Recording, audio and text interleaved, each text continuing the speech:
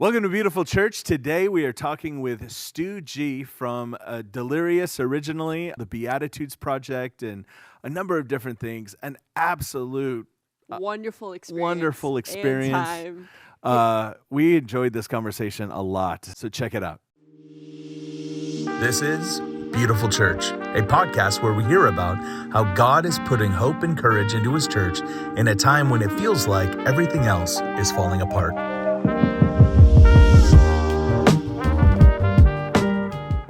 All right, well, we're here with Stu G. Stu, I met you just recently in the Dominican Republic is where we met. We were on a trip with Compassion International, and we got to hang out and have some time and share your story a little bit. And I was like, I got to talk to Stu G more about some of this stuff on the podcast. So thank you so much for coming on. Yes, it's a real honor. I love any chance we get to chat about any of this. I love it. And it was a brilliant trip, and it was great to meet you as well. And yeah, I'm still kind of buzzing about that trip. It was extraordinary. Yeah, it really was. So far, and we'll talk more details here in a minute. But yeah, I took specifically not for social media, but for my kids. Took a lot of pictures of some of the families and some of the kids that we met. And every night, at the end of the night during Christmas, we do Advent. We do an Advent reading and pray together as a family. And so that's lovely. I've been putting different pictures of kids and families and stories that I met on the TV for all of us to pray for. Just because, like you said, it really was a meaningful, kind of impactful trip in that way. And so it's been sweet to kind of carry it with my family too. Just hearing the stories and talking through it and whatnot has been really sweet. One of you or both of you, tell a little bit about what y'all did, because I don't know that everyone knows. Y'all took a trip. Yeah, so that Oskavan, it connected for me, not Stu, that Oskavan thing, that weird little group of leaders, a fun group of leaders or whatever. One of the things that we were going to do was go on a trip with Compassion to the Dominican Republic, and Stu and a couple others were also joined us on that trip. Awesome. And so that's where that was new. He wasn't originally a part of that like little cult group that we met in Palm Springs. Cult being everyone who listens to the podcast know I say that with tongue in cheek, but Stu jumped in with us, and it was really fun. What we got to do is see what Compassion does at all stages, really, and that was the amazing thing to me was. We went to go see the kids that need to get sponsored. Okay. And then we went to go see the kids that are being sponsored and what impact that is having and some of those ministries. And then we got to hear from kids, adults who were sponsored. Wow. And how their lives were changed by people sponsoring them and the impact that it's had on them. That's really unique. Yeah, it was really sweet. Which, Stu, you've been involved with this ministry, correct? Like, tell us a little bit about your involvement with it. With Compassion. So I tour currently with Michael W. Smith, have done since Delirious finished, actually. So almost 13 years now. Wow. And so Michael has had a long history with Compassion, and him and Amy, we're on tour with him and Amy Grant right now for their Christmas tour, and Compassion are a part of collaborating with them on the tour. And I think over the years that they've been associated with Compassion, over 100,000 kids have been sponsored through their concerts. Awesome. Wow. And it's pretty spectacular. But so I get a chance to jump up, like put my guitar down, go to the front, and just kind of talk about the work of Compassion. And so I've been doing that a little bit more recently. And so Jason Teagle from Oskavan and Spence from Compassion, they invited me onto this trip because the child that my wife and I sponsor is in the Dominican Republic, and we had a chance to meet little Miguel and his family on that trip, and it was fantastic. And but also just meeting other folks that were a part of that trip. I mean, I get a chance to do this podcast, for instance, with you, Zack, and I've got some good friendships developing with some of the other folks from there. So it was really good. But I think it's one thing like presenting and talking about it, but I think it's really important to go and actually see the work yourself, especially if you're talking about it. And I was blown away by number one, I was blown away that everything is done through a local church. Yes. That they, and I actually think that they're the only organization left that is doing that. It's solely through the local church. That was a really big point to me too, because how it empowers the people that live there to minister to their people. That's right. Was really beautiful. Yeah. Yeah, it's amazing. And then to see how the programs that the church run provide food, a nutritious meal every day.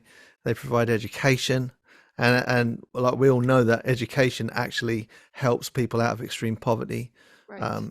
And not just the children themselves, but their families. Like I saw how that works, which was amazing.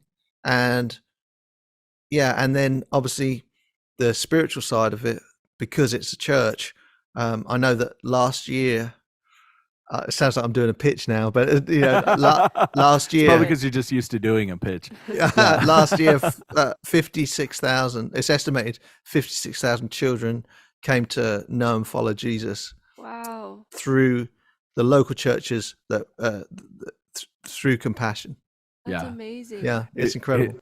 It's really sweet. So, one of the places we went, I think it was the first day that we went out. We went to this church, and they serve like 430 something like that kids every day. Mm-hmm. And it's small. It's just like it was almost it was a little bit bigger than a normal house. Like in a lot of places, we were just crammed in there, and the kids are all there. But they had an upstairs that was completely unfinished, and I was a little nervous. They had us all walk up there. I was like, this doesn't necessarily even feel safe, because there's just like half bricks on different places, and we're just kind of standing up there. The pastor's telling us the story of what he envisions, to see this whole church finished and it be this huge place.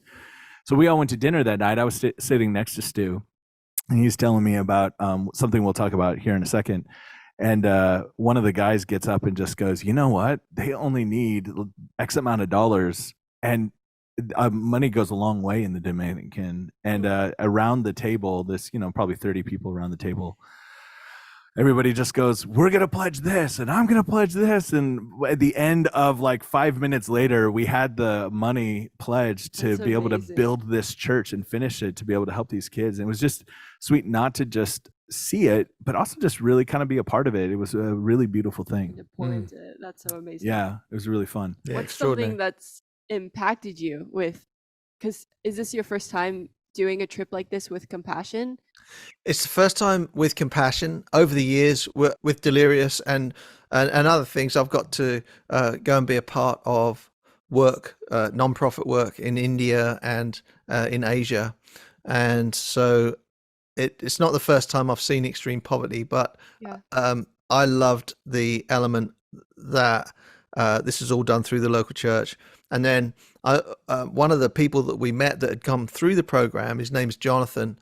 He now runs the whole program. He's responsible for 65,000 kids in Dominican. And he was sponsored as a child through a Michael W. Smith concert. So, yeah, it's amazing. So I took a photo and sent it to Michael, and, Michael was just so thrilled. But yeah, it's incredible. And Compassion helped him as a child through schooling and to get his first degree. And then he got like a master's degree in software engineering. And then he's just finishing up a PhD in business management. And he runs the whole Compassion program. Yeah. That's incredible. It really was. Like, you get to, I'll confess, I tend to be very cynical about most things. I'm just one of those people. Maybe it's because I've grown up in church and in ministry. Whenever something feels too good to be true, I'm like, I don't know. Maybe Compassion sounds cool. Are they just one of those organizations that like mostly just takes in donations, but like a lot of it doesn't really go anywhere? But I really had a complete 180 in my heart towards what Compassion does, having seen it on the ground. It's stories like the one that you just told. Like, I talked to so many adults on that trip, just that shared with us, and that were just around, that were like, no, this changed my life. And it was because somebody sponsored me when I was 5 years old. Yeah. It was beautiful. So go sponsor a kid. So go sponsor a kid. I'll throw a little Yeah. link on here and a link in the show notes. If you want to sponsor a kid, it doesn't take much. It's Christmas, end of the year giving. Go do Yes. that. So Stu, you Yeah. are a part of something. I don't like to say in the Christian world legendary, because I mean we do this for Jesus, but Right. at the same time, I was telling Julia and I have this ongoing joke that because she's a lot younger than me and I'm getting a lot older. I'm like 41 and she's like 19 or something. No. Yeah. I'm just kidding. That's great. Well, I always make a reference, like we were setting up and I was like, life is like a box of chocolates. You never know what you're going to get. She's like, I have no idea where that's from. And I'm like, oh my gosh, I'm getting old. But she was asking me, she was like, cause I don't remember Delirious. She was like, where did they start? And I was like, I actually don't know. I just know that when I was 18, when I was like 16, I started singing, we started singing Did You Feel the Mountains Tremble in Church? And Yeah. it was a very meaningful, impactful song for me as a kid, just in worship service. There was something about singing Open Up the Doors that I was like, oh, he could really open up the doors right now. Like it Yeah. caused my heart to fly. Which, to be fair, I did know the song. I just didn't know where the song came Yeah. from. Yeah. No, that's But- right. But just for fun, just here in Yeah. this part, how did that come together? Like, how did Delirious start? Because I actually don't know the Genesis story. Yeah, so on the south coast of England, a town called Littlehampton, there's a church there, and a couple of the guys that ended up in Delirious were running a youth event for kids there, a youth worship event. And the idea with it was, we're going to use music that we enjoy listening to. And so Martin was one of those. He was leading worship there. Tim, the keyboard player, his wife Becca was kind of like the youth leader, along with Stu Smith, who was the drummer of Delirious, and they were the youth workers in the church. And so they kind of like organized this worship event once a month. Started with 70 kids in a drama hall of a school, and pretty early on, I got invited down. I was living in the East Midlands at the time, but I got invited down to go and play guitar with them at one of these events. And, it was pretty extraordinary what was happening. So Martin was writing these songs, like Thank You for Saving Me, Lord, You Have My Heart, in the very beginning. And there was I don't know. I mean, I don't know how to say it other than like the Spirit was moving, and the size of, like, started with 70 kids, but that was pretty much doubling every month. And Wow. we would go down there, and I remember when Martin wrote Did You Feel the Mountains Tremble? By this time we were in a sports hall, because there was maybe, I don't know, best part of 1,000 people coming. And that's the only song we sang all night. Like, so, Wow. like it went on for Wow. about 45, 50 minutes, and it really was that kind of, what you were saying about open up the doors and let the music play, Right. and let the streets resound with singing. Like, there was a Yeah. real kind of hunger for Jesus and worship, but we were trying to encourage everyone to not keep it to within the four walls of the church, Yes. and to take it to our workplaces, colleges, like our homes, wherever, our friendships, and experience it outside the walls of the church as well.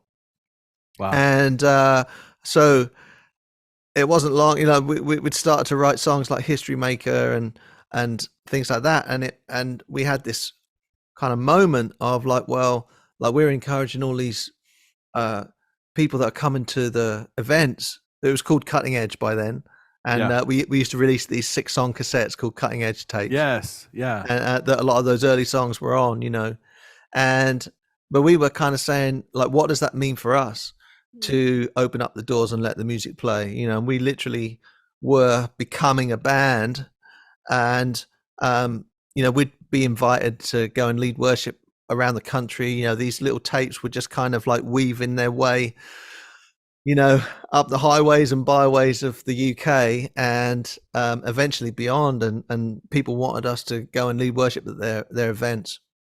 And something was happening in the UK at the time, and it was really based around unity. And so there'd be these citywide events with all these churches coming together to put on this event, and we'd go and lead, and we'd do songs, and we'd encourage people to take this and take it out to your workplaces, colleges, homes. And we were like, what does that mean for us? And so in the end, we kind of decided, we need to get our music alongside what's out on the high street and what we're hearing on the radio. And we'd written a song called Louder Than the Radio, by this time. And so we started to release singles into the pop chart, and we became Delirious. We decided to go full time, and we had a publishing company called Curious Music. And that was the first thing. And then and we didn't realize that by making these cassettes and selling them at the back of the hall and putting them into mail bags and posting them out, we were starting a record label, and we ended up calling that Furious Records. Awesome. And so when we were trying to come up with a name for the band, we wanted a name that kind of coincided with Curious and Furious, and Delirious was came up, and we had the question mark after each one of those names. And I think that when we started to release music into the radio and high street, and people could buy our records in HMV and Tower Records and Virgin Record stores and things like that, because you could still buy cassettes and CDs at the time, it's right. Like that was still a thing. People were saying, so what, are you a worship band or a rock band or a pop band? Like, what are you? And we just kept the question mark there, I like that. Because the answer is yes to all of it, to all of those. Yeah. And we very much had this, so there was this kind of feeling of unity going on, like people like singing with one voice. And when you've got a massive gathering together, citywide gathering, and everyone's kind of feeling like one, and worshiping as one, it kind of spills over into your life and how you live and what you do, and so it was really special times. And I don't know why God chose us for that moment, but right. I think we were just willing to say yes, Yeah. I love that. How have you seen, you shared some of that. It was kind of in some ways like the Lord really was doing something that you guys got to be a part of that turned into something that was very impactful to my life and many other people's lives. But what are some of the other things that you see God do or how God moved during that time? Yeah. So that what it felt like was that we were riding a little wave, right? Yeah. And it eventually kind of didn't just stay in the UK, but it came overseas and into Europe and America. And I think that how we saw God move was in little pockets, in moments, like I don't want to be cheesy, but it felt like revival in pockets. Like it wasn't like a universal revival where everyone's becoming Christians and getting healed and stuff like that. But we definitely saw some moments like that, we saw there was a moment where a lady got up out of a wheelchair while we were singing one night, and obviously it's not our singing, but it's just the environment and the moment and the move of God, and I think we still talk about moments like that but I think there was a naivety to it as well. But yeah, if I was to say how did we see God move, I think we saw through gatherings and worship events, like there was a unity, there was a working together, like where people would put like what united folks was greater than what divided them, and I think that something I talk about is about being the path of least resistance. I was an electrician back in the day, like when I first left school, and so understanding that kind of language of when you say yes to God, it's like well, God's going to use the people who are available and that are the path of least resistance, and so we saw moments and pockets like this all over the UK and then all over Europe and then in America as well. That's Wow. amazing. When one of the things, I mean, on the theme of even compassion, you guys did a compassion. Was it a compassion album called Compassion Album, or it was like a series of songs where you guys were helping kids and different things? Well, towards the end of Delirious, like we'd been to India, and that really impacted us. Yeah. I think you leave those moments when you experience that and you see that first time. I mean, you can't unsee some of that stuff, right?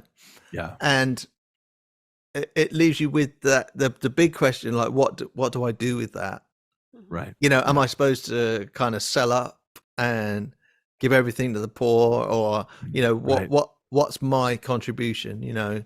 And so really Martin spearheaded this, and he wanted to gather 12 songwriters from the Christian music world, and we all holed up in Scotland. Our friend had who's a psychologist, had a big retreat center, and we went up there and we wrote songs together. So it's people like Michael W. was there, and Matt Redman, Tim Hughes, a whole bunch of folks, Paul Baloche, Darlene Check was there. It caused a few waves in the industry because we were trying to work a way where all the money, all the royalties that were made from this record went to charity, went to help. And so Compassion Art, it was called Compassion Art. And it wasn't actually to do with compassion. It just had to use the same word. Yeah. So I think that was a little bit confusing. But that we managed to figure that out, or Martin managed to figure that out with some people that are cleverer than us. And the record labels and publishing companies were very helpful at the time, even though it was very difficult for them to get their head around it. And I don't know that anything like that will ever happen again now, but right.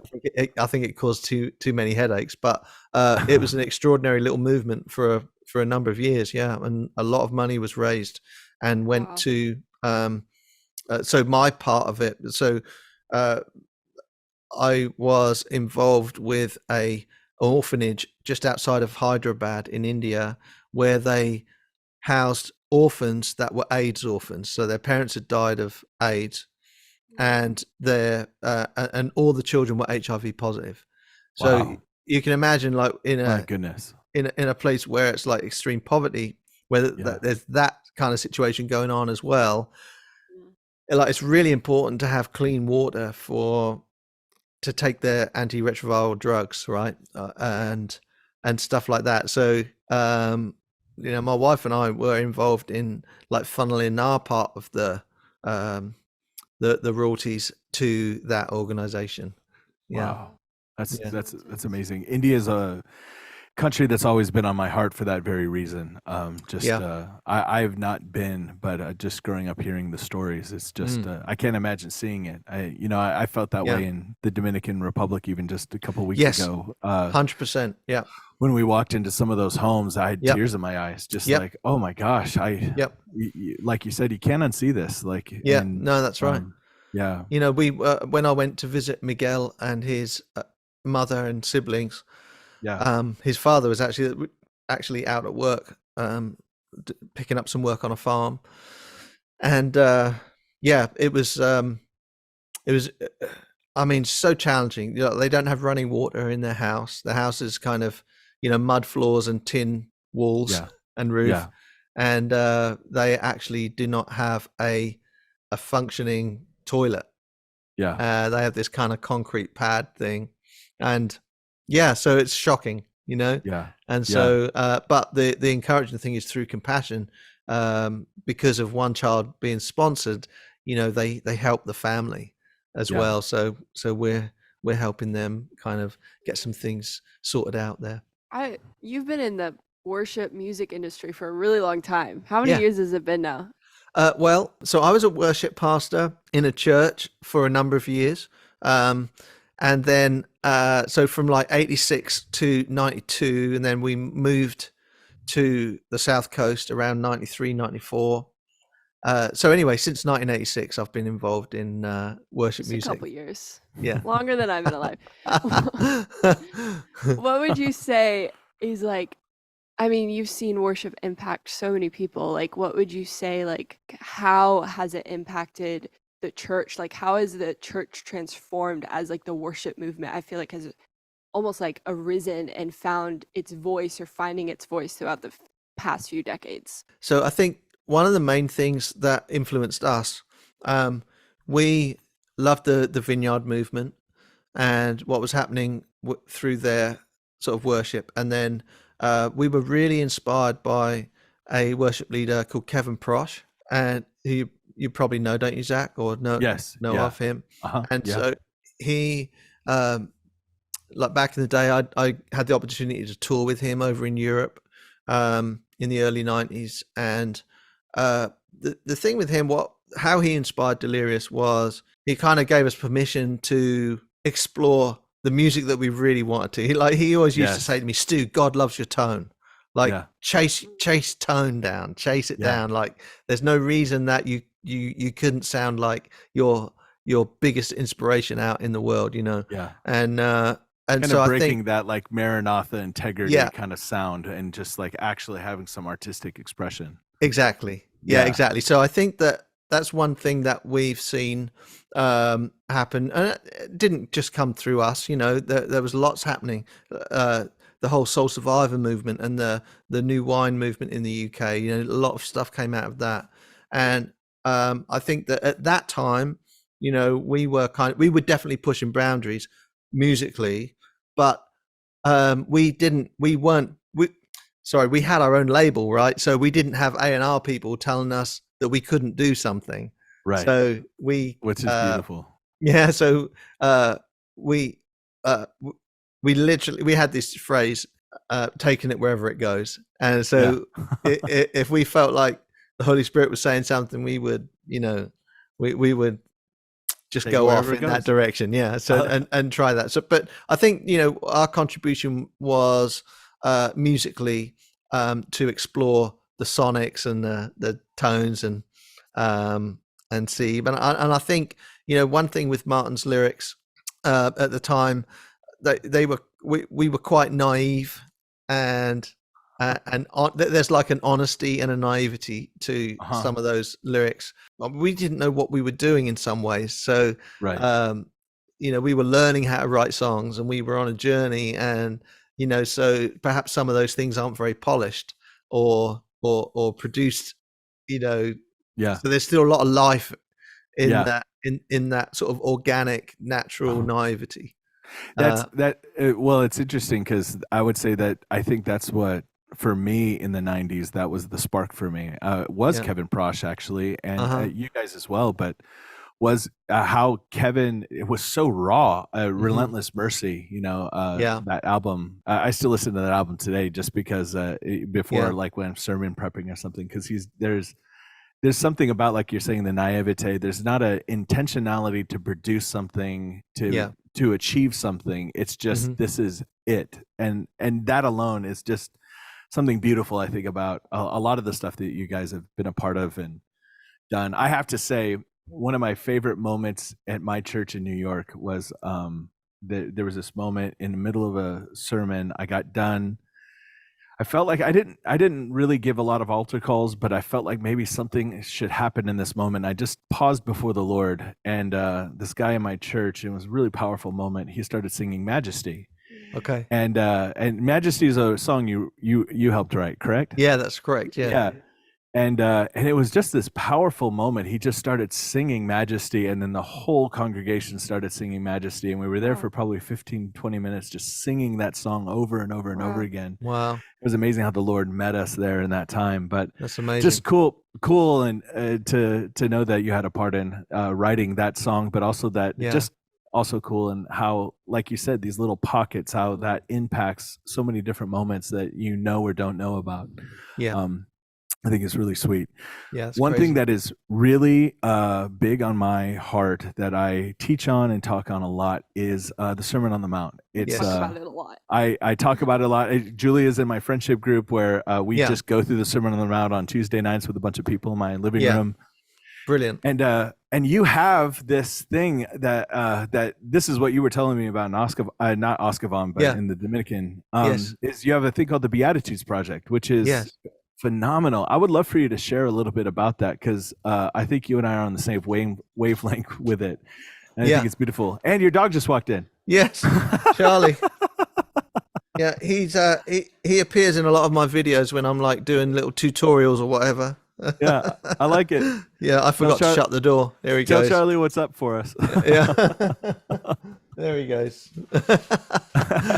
I love that. Yeah, so I love the Sermon on the Mount. Over the years, the Beatitudes kind of came into focus to me. Yeah.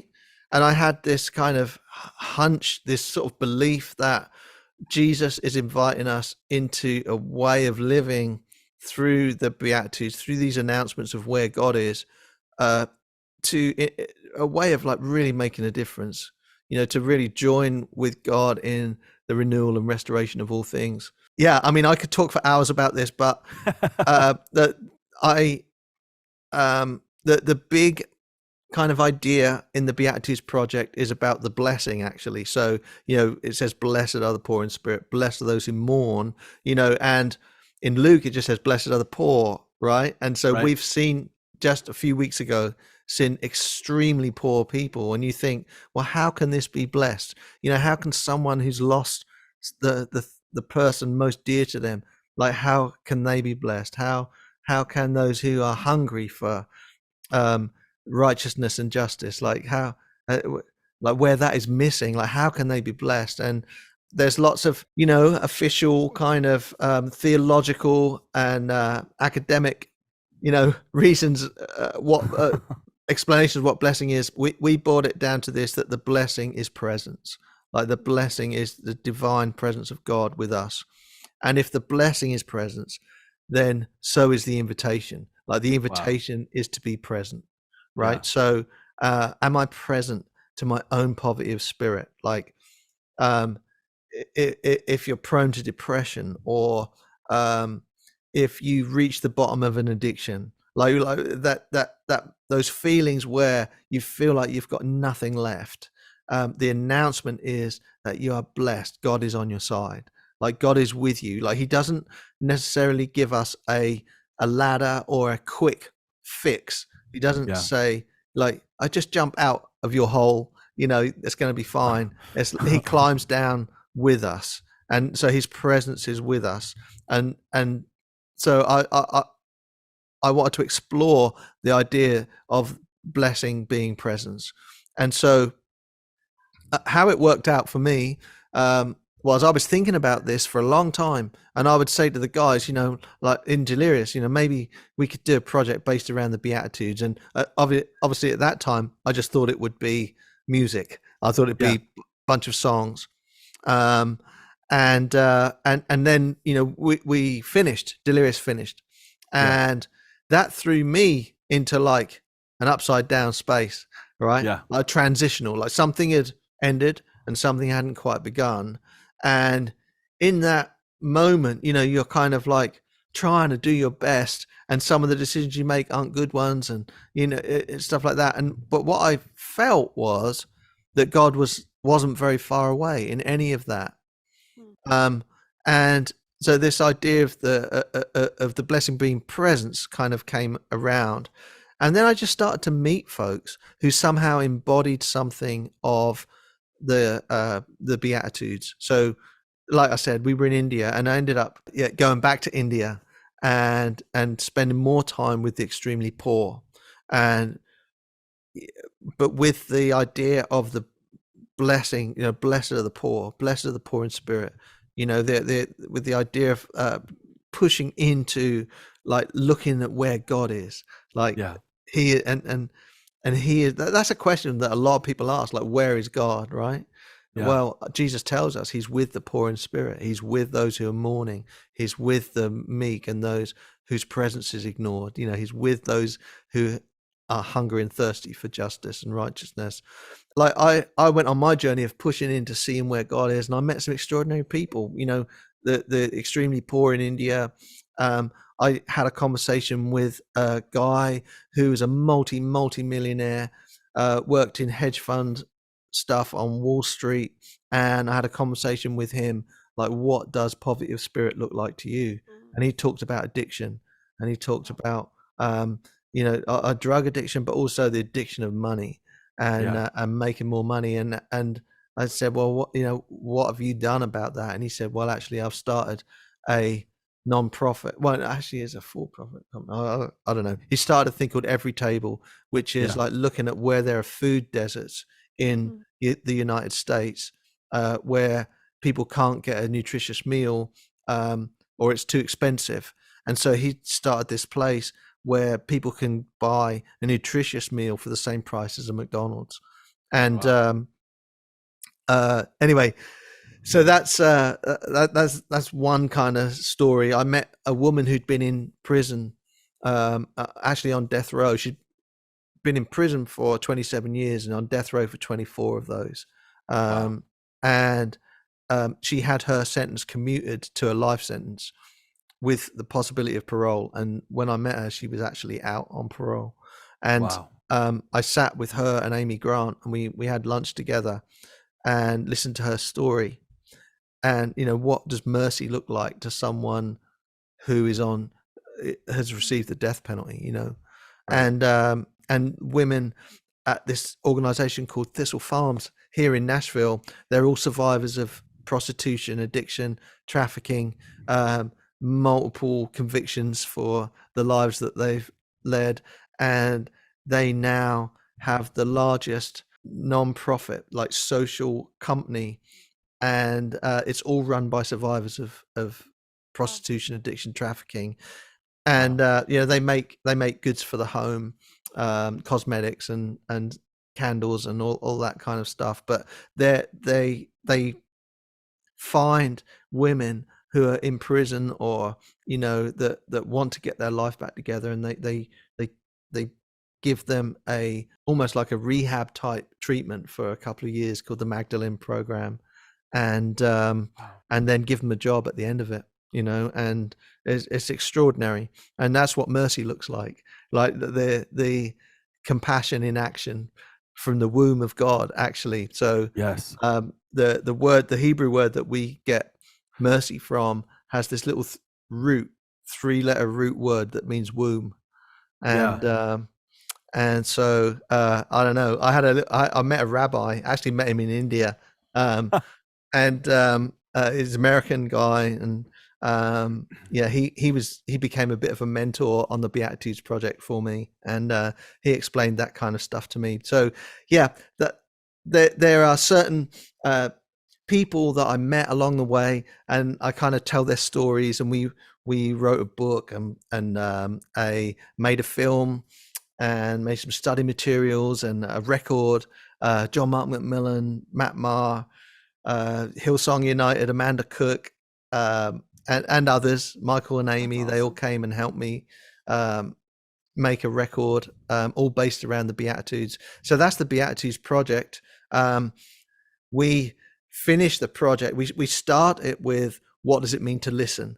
What does it mean to listen like the people on the hillside listened 2,000 years ago? And then we go through each Beatitude, and then we finish with, so I'm sitting on the hillside overlooking the Sea of Galilee, the Mount of the Beatitudes, and we've come through this whole learning of what the Beatitudes might look like in the 21st century. But what does it look like now? What's the view from here? And so it's the next thing that I would love to do is really look at, what does it mean to be transformed? What does it mean to embody the things that we've learned from the Sermon on the Mount and from the Beatitudes in particular, and live a life that's kind of formed by those things. So it's kind of a real passion project for me. I believe that that in the Beatitudes and in the Sermon on the Mount, we find the answers to the questions that we have nowadays about, the world is so divided with, the right and the left, conservative, progressive, whatever. Masks, no masks, don't want to open up a can of worms, but, how do we live in such a way that we can kind of live by the kingdom of heaven and not by a political party, I like how centering that is, because I've always been annoyingly probably so to some of my friends on either side of those things. I've always been I call it a third way guy. I've always been I'm not, the Bible isn't right or left, it's different. Right. It's Jesus, it's a different way. Yes. And I like how the Beatitude centers us in that way, in that that I don't know the answer to your mask, no mask question, and I don't need to have an answer, but I do know the answer to how I need to carry myself in this process. Yes. And how I carry myself in coming to a decision on what I'm going to do for my family. I'm going to do that being poor in spirit. I'm going to do that by, being hungry and thirsting for righteousness. I'm going to do that with meekness. Yes. I'm going to do that by being a peacemaker. Hello. Yes. Can you imagine the need for people to make peace in this time? Exactly. Funnily enough, not funnily enough. Interestingly enough, the Peacemakers chapter in the film and in the book and everything about it is based in the Israeli-Palestinian conflict. Wow. And I went over there and spent time in Israel and spent time in the West Bank. I couldn't go into Gaza at the time, but we went down to the Gaza border and met this amazing woman called Roni Kaida, who's an Israeli farmer, and she goes down previous to what's just been happening since October 7th, but takes people from Gaza that need medical treatment to the hospitals in Israel and spends time with them. And her whole idea with that is to put a human face on suffering and put a human face on people who perhaps are her adversary. She previously in rocket attacks had lost workers that are like family to her on her farm, and I've been in touch with her since, and she's it's so shocking what happened, and they her family are okay, but they lost 15 of their neighbors on October 7th. My goodness. So like everything in her is being shaken right now. Right. Yeah. I think it's interesting what you said about the presence of God, because and actually it's really interesting that you're talking about the presence of God in the Beatitudes and us being present to God and present to these things as a worship guy, because because worship tends to be where we categorize right now, kind of in this latest iteration, the presence of God. Does your church have the presence of God? Well, is the worship really good?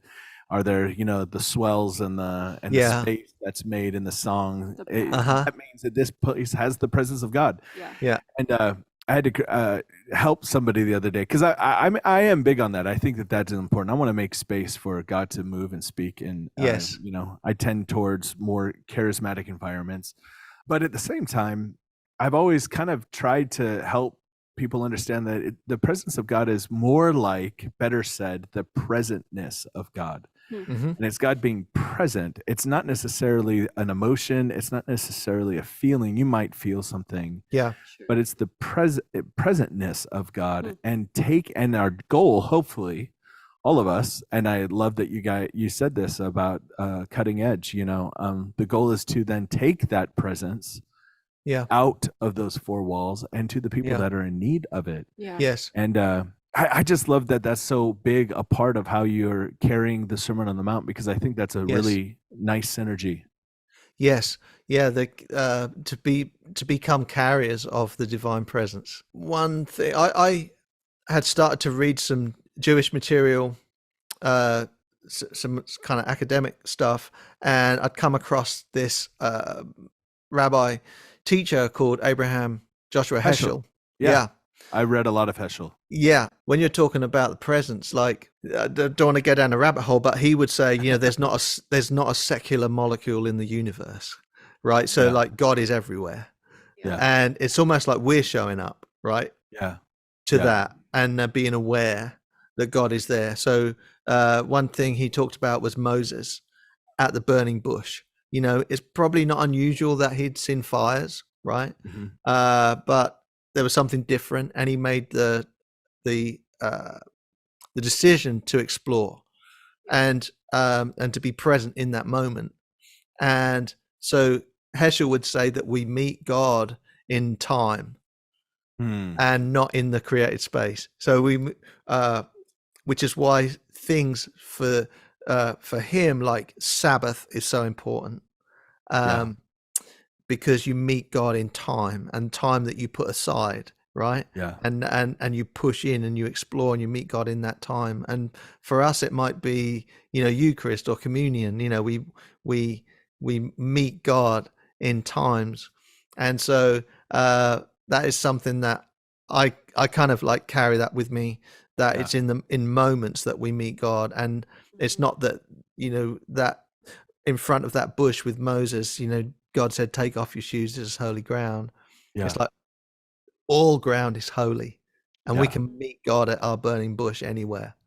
I think kind of going back a little bit to your presence thing, I grew up in a very charismatic type church setting, and it's really interesting to hear because you kind of have your like big moments and the call to actions, and I was always like, people were like, you just gotta touch the presence of the God, you just gotta like do this thing, and I'd be like, what does that even mean? What does that even look like? And something I love that you're doing the Beatitude Project, because what I've learned after 4 years of Bible school is that the Beatitudes are the answer to so much of that, of the poor in spirit. Being blessed are those who mourn, blessed are those who are meek, blessed are the peacemakers and the pure in heart. And that you beginning at chapter 5:3 of Matthew and going, God, if I acknowledge my weakness, if I acknowledge that I can't do this on my own, if I actually acknowledge that you are really here with me and that you haven't left us and that you've given us the Holy Spirit, there is a blessing that comes with us, and you are more committed to the process of us loving you and being like you and loving your people than even I am. And there's so much liberation because it goes, okay, me figuring out how to host the presence in the perfect way, or how to host the perfect worship moment, or whatever it may be that we've all experienced in ministry. It's like at the end of the day, it's like I get to sit before the Beatitudes again, and it gets to examine my life because I know that Jesus walked it perfectly, and he's going to help me walk it perfectly. And because the other thing that's so intimidating is, where is that verse? It's be holy for I am holy. It's always like, what is that? Like, what does that mean? Like, how do I do that? And he goes, okay, be poor in spirit. Yeah, it's interesting that you should say that. So that's Leviticus 19, right? And be holy for I am holy. And then this is how you do it, by obeying all these commandments, right? One of the things I learned from my rabbi friend is that the Sermon on the Mount, if you read the Sermon on the Mount and Leviticus 19, you're going to see some huge parallels. And it's extraordinary. Like if you read it with that thought, it's really amazing. And so a lot of scholars would say that what Jesus is doing in the Sermon on the Mount is saying, this is a complete paraphrase, but you've heard it said, be holy for I'm holy, and this is how you do it. Right. And it's kind of, a lot of people talk about Jesus in the Sermon on the Mount being like a new Moses with a new Exodus, and I would fall into that camp for sure. I think that except he's not saying you must be poor in spirit to receive a blessing. He's saying the poor in spirit are blessed. Right. And he's kind of stating what is already. Yeah, Yeah. it's It's not like an that. ultimatum. No. In fact, the only commandment that is in that section is when you're persecuted, leap for joy, Right. rejoice. Right. That was a hard one to do sometimes. right? But yeah, and I think that it's an invitation to an upside down life, right? Where we're kind of it's countercultural, it's subversive, because he's not saying if you sell the most number of records, I'm talking to myself now, right? If your book is really successful, then you're going to be blessed. If you're, that's not what he's saying. And that's a hard message. That's a hard message for a lot of people. And so the idea is that we're actually swimming upstream against the culture of success and power. Mm-hmm. And we're living, we're attempting to, we're hungry and thirsty for a different way, right? And that desire is blessed, but don't be surprised if along the way you're not going to get a pushback. And I think that's it literally was persecution for the people listening to Jesus at the time. But I think, and it is literally persecution for a lot of Christians on the planet right now. Where you could end up in jail or you could end up losing your life. But for us in the West, where we're not going to get put in jail for reading our Bibles or having a church meeting, I think it's not being hungry to be persecuted. It's like, am I living in such a way where perhaps, I will face a pushback every now and then? Yeah, that's the way I've always been provoked by that, is kind of almost asking the question, why aren't I persecuted? And because it kind of helps me assess what you're saying. Like, am I living in a way that is countercultural enough? Yeah. And Jesus enough that, It's a hard question to ask. Yeah, like, am I really, not taking a stand? And I think this is funny, and the Sermon on the Mount cleans this up too, is, especially during the pandemic and some of those times, a lot of the word, I learned the word, I didn't know it was a word, but now it's a word, virtue signaling happened, where, if you post about something if you say something about something, you therefore have done something. And, whenever there's a tragedy in a specific country or a specific place, you have to change your profile picture to the flag of that country, or, pray for X, Y, and Z. And if you don't post that, like, people are wondering, what, so are you okay with what happened over there? Like, they kind of back you in a corner. It's kind of one of those things, but ultimately, socially, if we actually think about it, it's very silly, because we're not actually doing anything. And the real thing that matters in terms of us doing something is, are we loving people? Are we poor in spirit? And are we making peace in the people around us? And are we being merciful? Yeah. What are we actually doing? And that is actually the thing that, the Sermon on the Mount, I feel like, cleans up for us in a lot of ways. Yeah. Yeah, it's really cool. I was opening up my Bible to Isaiah 49. I just want to read it because it's kind of where the verse compassion and womb talks about. I just love this verse. It's Isaiah 49, verse 15. He says, "Can a woman forget her nursing child and not have compassion on the son of her womb? Even these may forget, yet I will not forget you. Behold, I have engraved you on the palm of my hands." But what I love about that is that's where that I first also discovered kind of that word compassion meant womb. And it was a feminine attribute of God, actually. And just thinking about the fact of that he keeps us in his womb, that's his compassion. He keeps us, engraves us on his hand, and keeps us in those places.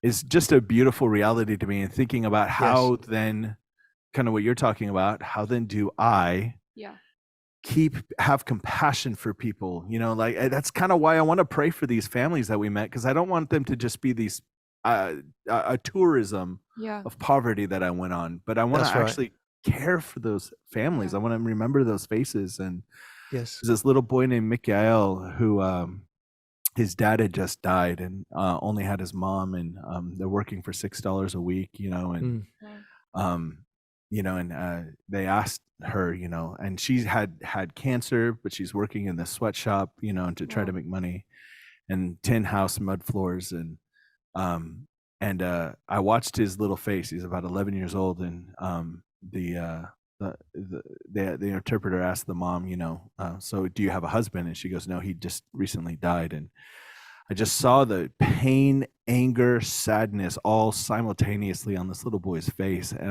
my heart was like, oh, Yeah. this poor kid. I not only do I want to support him, but like how I want to carry him in my heart. I want to have Yes. compassion on him and Yes. carry him in my heart, because I want that boy to not just find Jesus. I want him to find Jesus. I want him to find also on top of that a life, Yeah. that's that God has meant for him, and that's worth living. So. Yeah. So segueing a tiny bit here towards the end, if you could just, and this is whenever I ask this question, somebody always goes, well, I can only answer for myself. And Yeah. that's what I'm asking, because I do think that we're all different parts of the same body. Yeah. And so therefore we all see things and have different revelations that are different from everybody else. And so I'd like Yes. to hear what those are. What do you feel like the Lord is saying to the church in the West right now? Like if you did just assess kind of the time we're in, Yeah. what do you think God is saying to the church in the West? Phew. I know that's a big question. Yeah. So I think that to be people of the kingdom of heaven, I Yeah. think that, from my sort of like point of view, that's tied in with the Sermon on the Mount and the Beatitudes and stuff like that. But also, to be, if we're people of the kingdom of heaven, then we're known by our love. And I don't see a lot of that on, if I can say this, Christian Twitter. Yeah. There's a lot of judgment and accusations and comments, and I'm guilty of that too. Opinions. Yeah. But I guess to be people of the kingdom of heaven, like, what does that mean? I think also something that I'm thinking about at the minute is that what has my awe has my worship.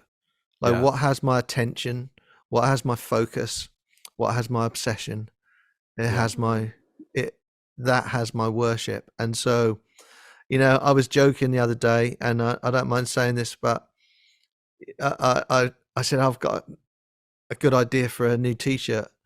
And they were like, oh, what's that? I said, man should not live by phone alone. That's good. It's so true though. Yeah. And so I've been trying to learn how to communicate better, right? And so I've been doing a masterclass. Yeah. And the guy that runs this masterclass talks about that the way we communicate is a direct reflection of the 5 people we spend most time with. And so I'm doing 2 things to try and spend more time with God, right? Yeah. I mean, this is going to sound so self-righteous, because I really am hungry and thirsty for this, right?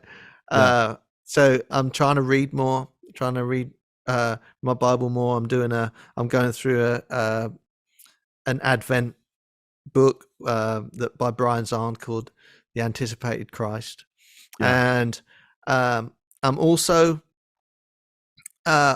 whenever I remember, I wish I could say I do this every day, but I pray through the Beatitudes, and I literally just kind of say them, like in conversation with God, and then I'll go through the Lord's Prayer, and when it says "Your kingdom come," I always find myself with my hand on my chest, like, "Your kingdom come through me," or through me today, the reason I pray the Beatitudes is because I would like that to be my posture. To be very open-handed, being present to the presence of God and the presence of others who are perhaps poor in spirit or mourning, or that gives me an opportunity to be a carrier. So that might sound very kind of highfalutin, but that is an honest, that's honestly what I'm thinking about at the minute, and what I'm trying to do, to seek first the kingdom, amidst all the other really selfish things that I do and flawed things, you know. But I'm really encouraged by the Merton prayer, Thomas Merton, when he said, "The desire to please you does in fact please you," you know. And I hope I have that desire in me, you know, till the day I die. Again, that's my paraphrase, but I think that ties in with blessed are the hungry and thirsty for righteousness and justice, because it's in the act of being hungry and thirsty for righteousness that you are blessed. It's not necessarily when you see the result of it. So I desire myself to live more in line with the kingdom of heaven in the Sermon on the Mount that Jesus talks about, and I'm trying to find some practices that go that. I heard this great one actually, someone that was leading a retreat, and it was on a podcast, and they would breathe in and kind of say, you know, in their mind, "Your kingdom come," as they breathe in real slow, "Your kingdom come," and then breathe out and say, "My kingdom go." Oh, that's good. You know, I love your that. kingdom come, my kingdom go. And you know, like a little meditation, and so like the those three things, that little meditation, praying the Beatitudes, praying the Lord's Prayer personally, and being aware of what has my awe and my attention, and my focus has my worship. Those are beautiful. I think we need more of that all over. Stu, you're a wonderful man. Thank Yeah. you for what you Oh my do. gosh. You're so wonderful. I should bring my wife down. No, I'm just Same. listening to you, and yes, actually, I'm listening to you, and I'm just like, man, Lord, you're doing it. Like you're bringing out, like, sometimes I'm just like, Lord, how are you going to fulfill the first and second commandment in your people? And I think you're an example of the Lord doing it, and you've been doing it for years. And I'm thankful that my generation has people like you to look up to and go, okay, if he can stay steady, we can stay steady in the midst of everything going on. And so please keep doing what you're doing. I'm so excited for people to experience your Beatitude Project, and I know Zack will put links and stuff so that people can reach out. Thank you. 100%. And get that out to you guys. And so you're wonderful, and I'm so glad I got a chance to meet you. Thank you. Well, I'm glad I got a chance to meet you and talk a lot. No, it's good. I'm glad you Love did, it. man. And I'm sure our paths will cross again here. I can't wait. I also have promised you next time you're in KC, I have the best places to take you for barbecue. So. Do you know what? You know, so we were in KC, and I'm sorry that I forgot that you were in KC. So that's one thing. My apologies. But I didn't have barbecue while we were there. Wow. So that's at least that's one good thing about not meeting up with you or remembering that you were in Kansas City, because when I come again, I'm actually coming in January to the conference that Justin Justin Rizzo's conference, the creative conference. And that's something worth checking out too. So I'm hopefully going to be around for 2 or 3 days, so okay. Well, you got my number. We'll get together and I'm going to blow your mind with barbecue. So, great. I would love that. It'd be amazing. So thank you so much for coming on. And like Julia said, I'll have links in the show notes for the Beatitudes Project. Thank you. And what a wonderful time. Thank you. Thank you so much. Great to be with you.